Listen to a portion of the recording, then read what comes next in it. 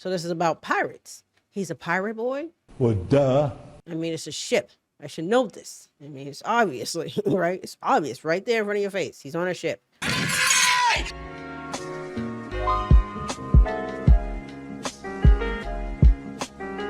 Viewer's choice. The appeal of One Piece, where to start. From Silver. I've had One Piece on my watch later list for a very long time. I just don't know if I have the time. I feel like I'm so left behind. Maybe this video will get me to watch One Piece. For a while now, there has been a certain ominous shadow cast across this channel. You see, as a YouTuber, I'm generally known for four things: my long, in-depth videos, my love of all things shonen, my utterly flawless spelling, and my absolutely perfect pronunciation of the Japanese language. And the problem with those former two is that at some points it means that I need to do a video on the series One Piece. Which is fine, I like One Piece quite a lot, in fact. But the issue comes from how insanely long the series is, currently residing at its 830th There is chapter, the number. and the Okay. staggering breadth of its world, 833. which, according to the One Piece wiki, has currently 866 named characters. I know because I counted, and it took a long time. Wow. So how does one talk about such a massive series like One Piece? Well, the answer that I've come to, at least, is the same way that one devours a whale. And that is piece by piece. One piece.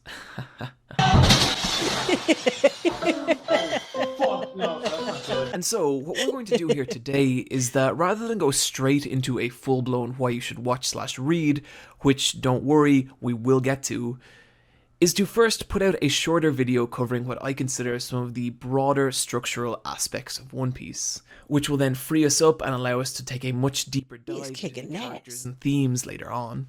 So with this in mind, my friends, please sit back, relax, and consider this an entree with the main course still to come. And let's discuss the appeal of One Piece.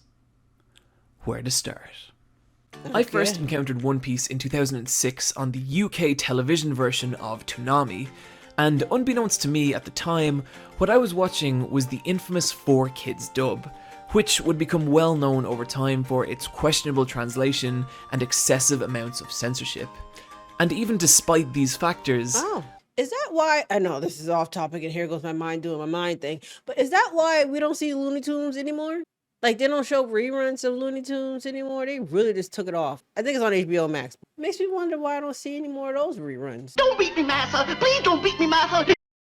I really came to enjoy the adventures of Nami, Zoro, and of course Luffy. The series had a unique playfulness to it that made it stand out from other more Yo, stoic it's series ours. I'd seen up until this point, like Bleach and Dragon Ball Z. And even in the show's more dramatic moments, there was always a tremendous amount of fun to be had.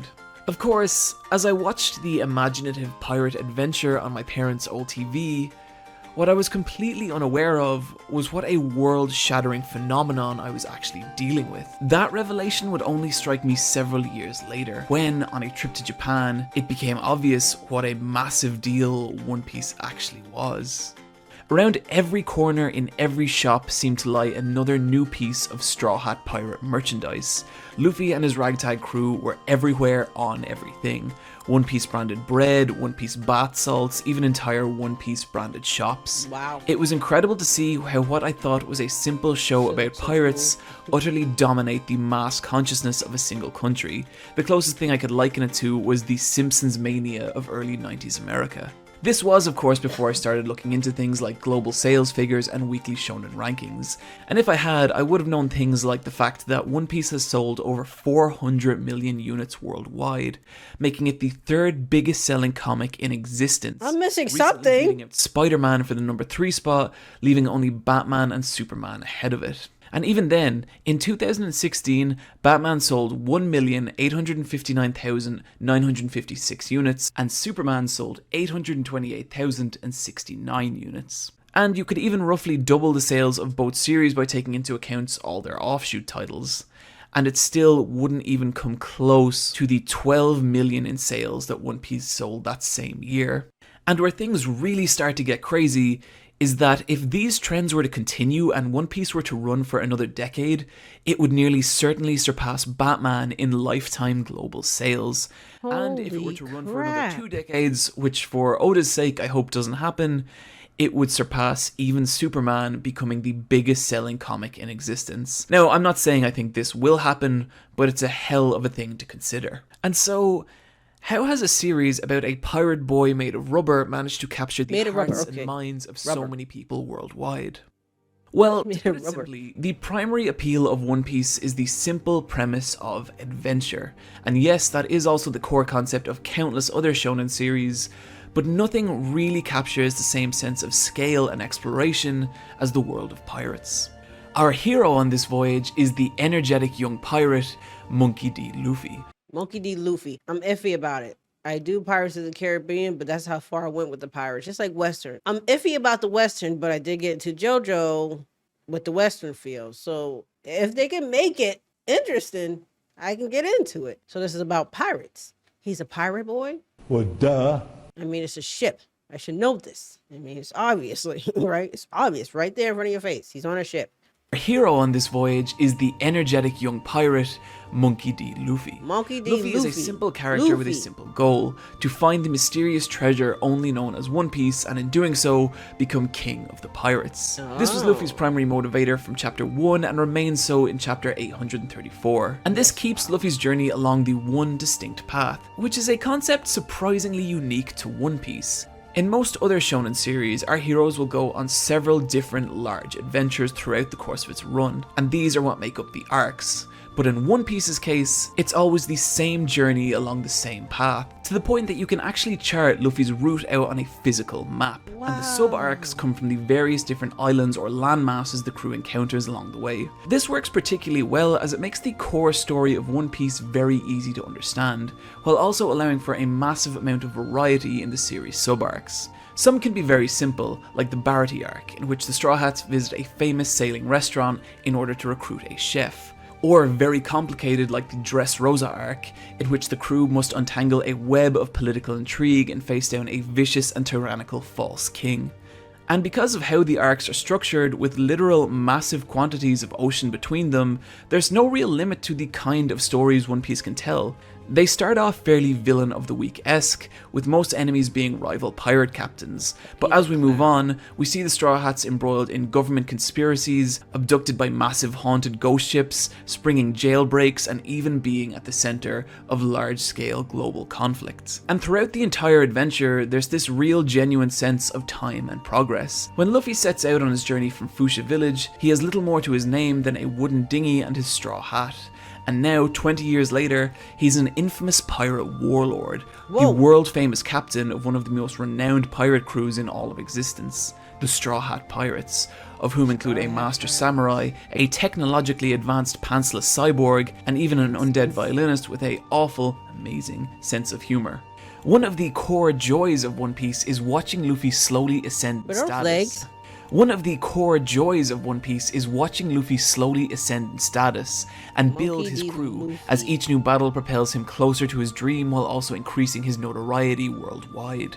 It's not ever a story you could accuse of moving quickly, but it is always moving, and I think it's only when you look back that you see how far Luffy and his crew have actually come. Of course, the success of an adventure series is largely dependent on the world the adventure takes place in, and this is another area where the series shines. One Piece's world, to put it simply, is the largest, most intricately detailed and well thought out of any of the long-running shonen series, which may not be obvious from the offbeat cartoonish designs of Oda's artwork, but make no mistake, this is a world of layers with its own government, economy, cultural and racial divides, with many, many different factions, all of whom have their own philosophies and motivations. While Luffy and his crew are often at the centre or at least involved in large-scale global incidents, the world also progresses entirely separate to them. Major plot incidents completely separate from the Straw Hats are common, and when they do occur, they reverberate throughout the world on such a scale that it drastically affects the lives of every character in it, such as Porticus D. Ace's showdown with Blackbeard that resulted in the Great Summit War. It always feels like there's a larger picture in One Piece, and depending on the global political climate of the time, Luffy and the Straw Hats' allies and enemies can switch from arc to arc, giving the world this intriguing, ever-changing dynamic. And so One Piece's world succeeds on a grand scale. But what may be even more impressive is the characters that Oda has filled it with. What at first can seem like a cartoonish gag character can, through Oda's storytelling, become a portrait of life at its cruelest and most tragic. And this information is often delivered through weighty flashback stories, in which we're taken through the key moments of a character's life. And while a badly used flashback can utterly kill the momentum of a series, Oda uses them in such a way to give his characters weight, grounding, and motivation that otherwise just wouldn't be possible. Like, seriously, you see this dumb looking idiot in a diaper? This is Senor Pink, and this guy has a backstory that is absolutely heartbreaking. And upon hearing it, it completely changes everything about how you see him. Moving swiftly along, actually no, wait, no. I know some of you out there don't believe me, so we're gonna prove it. Let's do this. Senor Pink started out his adult life as a member of the brutal Don Quixote crime family, where his days were frequently filled with criminal activity and brutal violence. Until one day, in the pouring rain, he met a woman who he immediately fell in love with. They got married, had a child, and for a while at least, everything was perfect. Except that Pink was still involved in the Don Quixote family, which he hid from his wife for fear that she might leave him. One day he's called away on a secret mission and disappears for an entire week, and upon returning, discovers that the day he left, his precious son had passed away, and now his wife, furious and heartbroken, demands an explanation, and he tells her everything, at which point she demands he stay away from her, rushes from the home in the pouring rain, before getting into an accident that leaves her in a vegetative state. Pink, devastated by the events, visits her every day in hospital, until one day, on a whim, puts on a bonnet reminiscent of their son in an attempt to entertain her, and miraculously, she cracks a small, delicate smile. And so, for the sake of seeing his wife smile, he continues to dress more and more elaborately, even enduring the ridicule of everyone around him. Years later, his wife too has passed. But he still dresses this way out of remembrance for her and of his beloved son. So, one of the silliest looking characters in One Piece actually has legitimate character motivation for dressing this way. And in justifying this, he becomes an actual grounded, tangible character. What really gets me here is that this is one tiny, inconsequential character in One Piece's world. And yet still, Oda manages to imbue him with a sense of depth and grounding many writers fail to give even their main protagonists. And that's to say nothing of the amazing job Oda's done in establishing the main major heroes and villains of One Piece's story. Having so many characters with such fleshed out histories and motivation. So I get backstories to pretty much everybody they fight. They seem like a lot of characters. So all those characters got backstories to why they become who they are. And that's to say nothing of the amazing job Oda's done in establishing the main major heroes and villains of One Piece's story. Having so many characters with such fleshed out histories and motivation is the primary factor that makes One Piece's worlds feel so vivid and alive, and makes each individual character feel like a true story in their own right. Okay. The last thing I'd like to talk about with One Piece is also one of its least tangible elements, and that is the creativity and imagination that's gone into it. There's always a sense that when reading One Piece, Oda himself is enjoying the world and characters more than anyone. It can be seen in the new and creative ways Luffy uses his at first seemingly limited power. It can be seen in the bizarre visual design of many of the world's inhabitants and the camaraderie that takes place between the Straw Hats, and even in the ever-evolving unique structure of Oda's story arcs. He always seems like an author not striving to hit a deadline, but an artist creating a world and story distinctly of his own vision. This is something we're going to dig a lot deeper into in a future video, but for now, just trust me, simply no one writes a story like Ichiro Oda. So with all that in mind, where should you start? Yeah. Well, the obvious answer is page 1, chapter 1. The manga is for the most part a fantastic read, but I understand people's reluctance to get into it given its insane length. And the anime comes with many of its own issues too, such as a weak production run and masses of filler. But if you're curious to know if One Piece really is for you or not, or even if you just want to dip your toe in, allow me to present a different option, and that is the fantastic One Piece Movie 6, Bara no Matsuri and the Secret Island. Directed by Mamoru Hosoda of the Digimon movie The Girl Who Leapt Through Time and Summer Wars, the movie encapsulates in a digestible 90 minutes everything that makes One Piece as a series so much fun, on top of having some absolutely gorgeous animation and character designs, and one of the darkest and hardest right turns I've seen in any film for a while. It requires basically no prior knowledge of One Piece or its world to enjoy, Oh, and I think even if you have zero interest in One Piece, seeing one of Japan's most talented directors put his own unique spin on the world of pirates is absolutely worth checking out.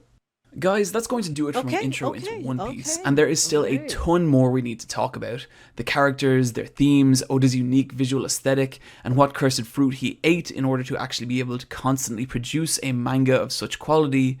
And we shall in a full-blown why you should watch/read One Piece coming later this year, but I hope this video at the very least has given you a foothold with which to get started. And also, as some of you are aware, I recently started a Patreon, so if you enjoy this channel and would like to see your name listed with all these beautiful people right here, consider heading over to patreon.com/supereyepatchwolf, where you can kick in $1 or $2 to help out with the creation of future videos. And also, if you enjoyed my video on fight scenes from last week, then I'd recommend you check out YouTuber Nino's video on the same subject. He does a great job of breaking down fights into 3 distinct areas, and hey, he's also a wrestling fan, which makes him good in my book. In the meantime, you can of course find me on Twitter at eyepatchwolf, or come hang out with me and the Boss Rush in the Let's Fight a Boss video game podcast. I will of course be back soon with another video, but in the meantime, guys, as always, take care of yourselves, and I'll see you next time. They did do why you should watch One Piece. Why you should read One Piece. Now, the movie thing, it might be an idea that I take into consideration to see. The fact that I don't need to know much about it and I can just watch it might get me into it. I don't know. It's like I'm fighting here. It's on the list to watch. It's one of those things where it's like, you got it there. Why don't you just push play? I still haven't pushed play yet. I don't know yet. I don't know. Let me know what y'all guys think down below. It does have my attention, okay? I don't do the pirates thing, but sometimes people can take things and just change it and make me forget that I'm watching a pirate show or a movie. But there we go, Blaze Squad. I hope you guys enjoyed. If you did, make sure you blaze the like button. If you made it all the way to the end of this video, go ahead and comment. Gotta burn my boots. And I'll see you guys in the next one.